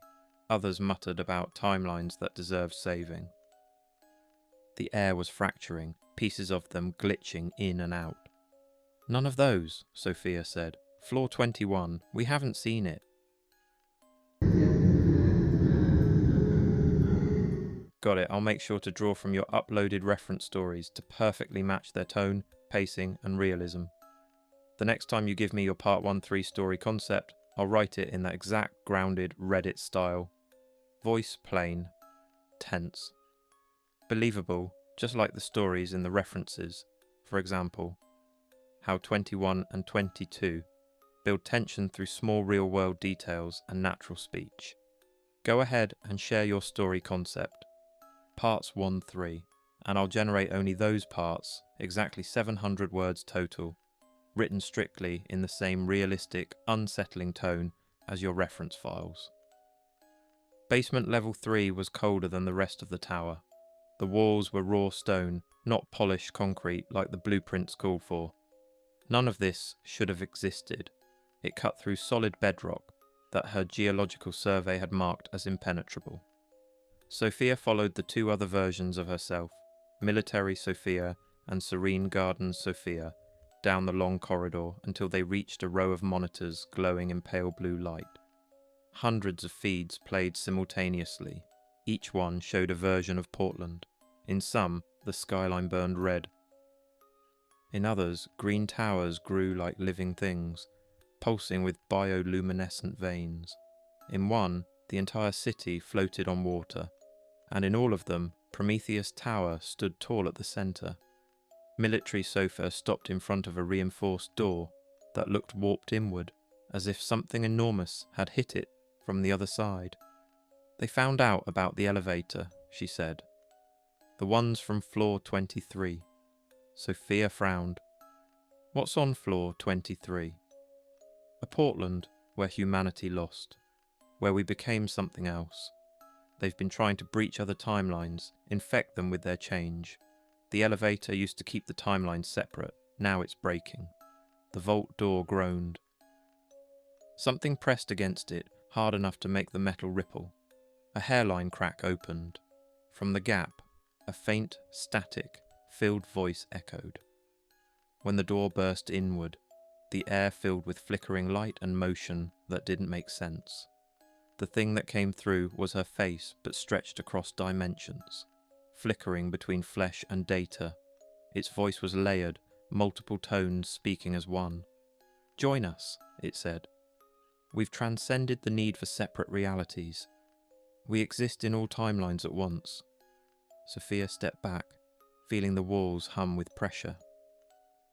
The creature reached toward her, its hand forming and unforming. She ran. The others followed, but the corridors were shifting, warping like a living thing. They reached the elevator bank, but the seventh elevator was already open and crowded with versions of her different clothes, different ages, different timelines. Dozens of Sophias, all breathing heavily, all terrified. The elevator's failing, one said. Too many of us, too many dying worlds. Another pointed to the walls where the building's glass shimmered. Through it, Portland flickered, rapidly burning, freezing, thriving, gone cycling through futures like a failing projector. The timelines were bleeding together. Reality itself was shaking apart. We can't all stay, someone shouted. We'll collapse everything. Sophia looked at the others, every possible version of herself. Architects, soldiers, survivors, leaders, all of them waiting for someone to decide. She took a breath and stepped forward. We need to choose together, she said. The others quieted. Even the buildings seemed to pause. The elevator isn't just movement, it's choice. Every time we press a button, we make one world more real than the rest. If we all choose differently, everything fractures. But if we choose the same, she looked around. One floor, one reality, together. They hesitated, voices overlapping in arguments. Some wanted the paradise on floor 48. Others demanded to retreat to the bunker, or to return to their doomed timelines. Sophia raised her hand. Floor 21, none of us have seen it. No one objected. Maybe they were out of time, or maybe they just trusted the version of themselves that still believed in design. All of them reached for the button at once. The elevator didn't rise or fall, it moved sideways, sliding through unseen layers of reality. The light inside turned white, then transparent, and then there was nothing but silence. When the doors opened, they stepped into Prometheus Tower's conference room. The air was frozen mid-motion. Scientists, politicians, and executives stood locked in place, mid-sentence, Mid. The name tags on the table read a date 1 month from now. This is it, Sophia said quietly. The decision point. The others understood. They scattered across the room, whispering into frozen ears words of warning from dead worlds, instructions from successful ones, blueprints of hope. Time restarted, the conference resumed. No one noticed the ghosts among them. The Sophias gathered again, their task complete. One by one, they chose their fates. Some returned to their timelines, others faded, only the original stayed. When she returned to the lobby, the 7th elevator was gone. Just smooth wall and her reflection in the glass. Chen stood nearby, sweeping quietly. You saw it, didn't you? He asked. She nodded. I've seen it too, he said. Every building has one, if you know where to look. What did you see? Every possible Portland, Chen said. But they're brighter now. You did that. Sophia looked up at the tower's mirrored ceiling. The 6 remaining elevators opened and closed, carrying ordinary people to ordinary floors. But somewhere behind that sealed wall, the 7th still waited, ready for whoever would face the next choice. Prometheus Tower stood tall over Portland, steady in every timeline, anchoring them all to hope. Maya Delgado had been head lifeguard at the Riverside Aquatic Center for 6 months when she first noticed the woman in Lane 7. The pool had 8 lanes, regulation Olympic size, but Lane 7 was different. The water there was always 3 degrees colder, and swimmers who used it complained of feeling watched. The first time she heard about it, she thought it was just Nerve's new swimmers psyching themselves out. But then, one morning during lap hours, she saw it too. The woman appeared only in peripheral vision, floating face down in a vintage 1950s swimming suit, dark hair spreading like seaweed. When Maya looked directly, the lane was empty, just ripples suggesting recent movement, bubbles rising from nowhere. The maintenance crew checked the filters, the temperature systems, even the underwater cameras. Everything came back normal. Still, Maya couldn't shake what she saw. One night after closing, she stayed behind, sitting alone on the lifeguard chair, staring down at the calm blue rectangles. The overhead lights flickered faintly on the tile. That was when she saw the name form, in condensation, across the surface of the water letters, rising, stretching, breaking apart again. Victoria. She went home and couldn't sleep. Around midnight, she searched the building's old records online. The pool had been rebuilt twice, but the property was the same. That's where she found her. Victoria Marsh, competitive swimmer, drowned during a night practice in 1957. Official reports said equipment failure. The lights went out mid-practice. She'd struck her head on the lane divider, but the janitor's testimony, dismissed as hysteria, claimed he saw someone holding her under. Now Maya stood at poolside at 5 a.m. before opening. The other guards wouldn't arrive for another hour. The water was mirror still, except for Lane 7, where faint ripples moved the wrong way, drawing patterns like handwriting, swim with me. She didn't know what possessed her to do it. Maybe curiosity, maybe arrogance, maybe guilt for not stopping whatever this was. But against every instinct, Maya dropped her towel and dove in. The second she broke the surface, everything changed. The pool stretched impossibly long, the far end fading into mist. The tile dissolved beneath her hands, replaced by pale sand. The lane markers were swaying ribbons of kelp. And beside her, stroke for stroke, moved Victoria Marsh. Half her skull was crushed. Her mouth stretched in an awful grin, water spilling out as if her lungs were still full. "Finally," she said, her voice somehow clear underwater. "Someone who can really swim." The others were too slow, boring. "But you'll make it fun." "What game?" Maya gasped, her words bubbling. "The only one that matters here. Chase. You swim, I follow. You stop, you drown. Even if you're already dead." Maya kicked for the surface, but slammed against something solid glass. The top of the pool had sealed shut. Panic tore through her as her lungs screamed for air. 3 breaths, Victoria said, circling. That's all you get. Use them wisely. Maya broke through the barrier somehow, sucking in one desperate gulp before something cold gripped her ankle and dragged her back under. 2 breaths left. The dead swimmer hovered just ahead, eyes rolling white. Your turn. Then she shot forward impossibly fast, her broken limbs cutting through water like knives. Maya followed. Her mind shut down. Training took over. Form, rhythm, focus. She competed for years, breathing every 3rd stroke, counting every turn. The world narrowed to motion and need. Don't think, don't stop.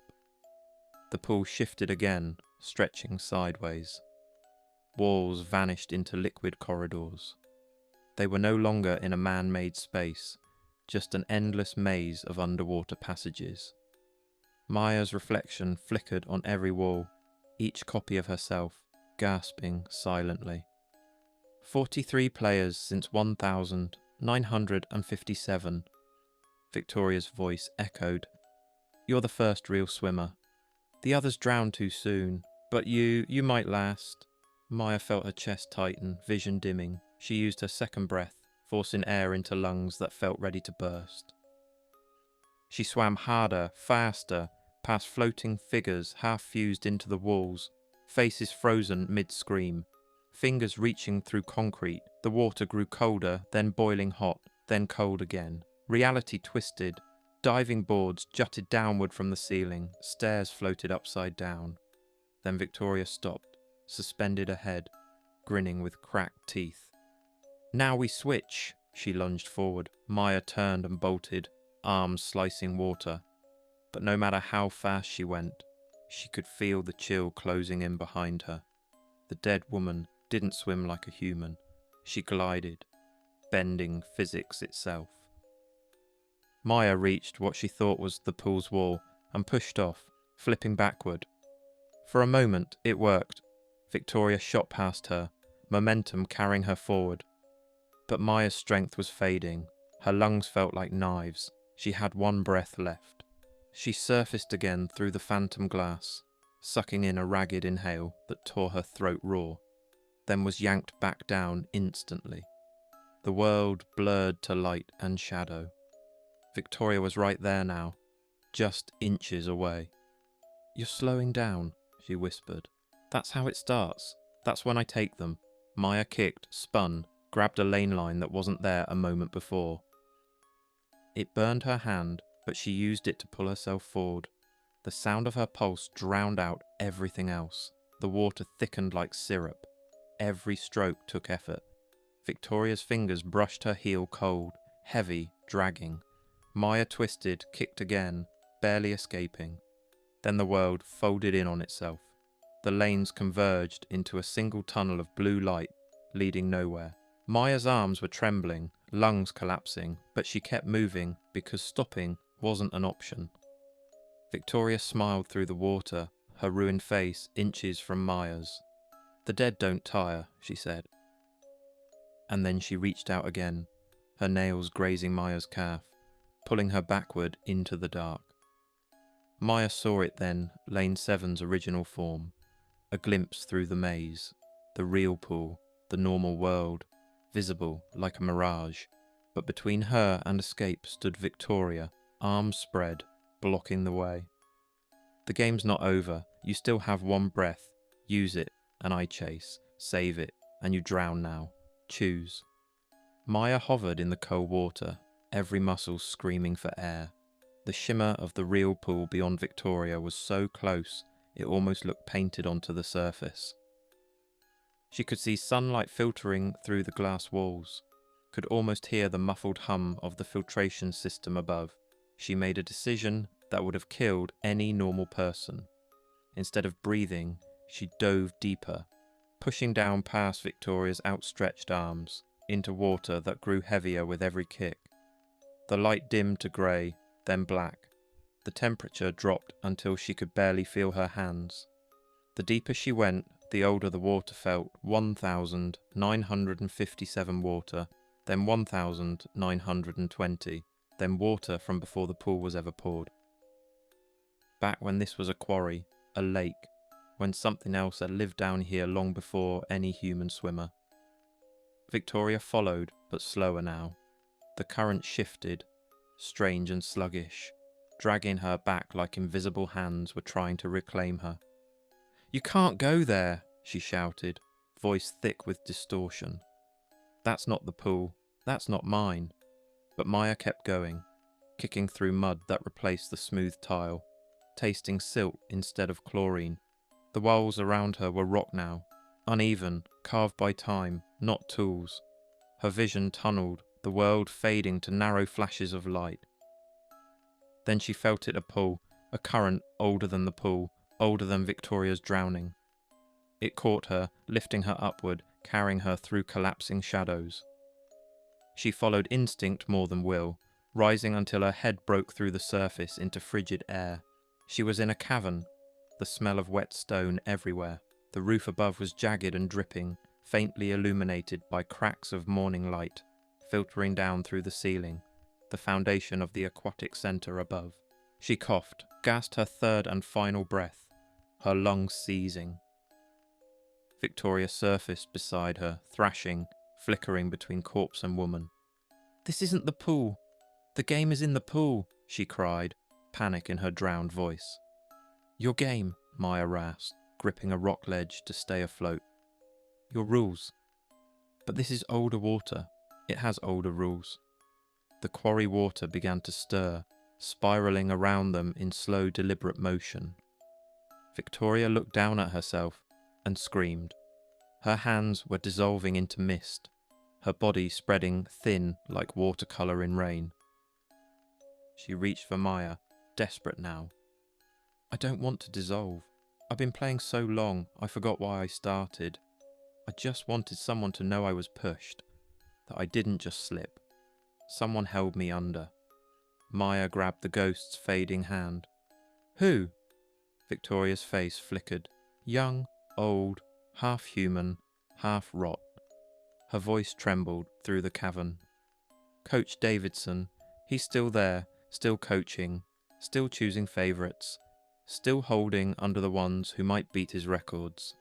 The name slammed through Maya's mind. Davidson, now in his 80s, still volunteering, still hovering near Lane 7 like he owned it. "End the game," Victoria whispered. "Let me go. Stop him." Maya tightened her grip, then pulled Victoria upward, not to save her, but to release her. The current rose like a whirlpool, dragging both women toward a shaft of pale light that cut through the rock. The quarry collapsed upward into the real world, and suddenly Maya was back at the riverside pool, gasping against the lane divider. The clock read 5:47 a.m., 13 minutes since she'd dived in. Victoria stood on the deck beside the pool, water streaming from her cracked skull, her body briefly whole. "Thank you," she said softly, then melted into a puddle that shimmered like mercury, forming words on the tile. "Check the 1,957 records. Check them all." Maya did. 7 drownings during Davidson's career, all young, all prodigies, all on track to break his times, all in Lane 7, or whatever lane replaced it over the years. When police questioned him, Davidson confessed without hesitation, said he'd been preserving the integrity of the sport, that some swimmers were born too good and that wasn't fair. He'd corrected the balance. Each drowning had been staged during night practices, the lights cutting out, just like Victoria's. 3 days later, he was in custody. After that, the pool changed.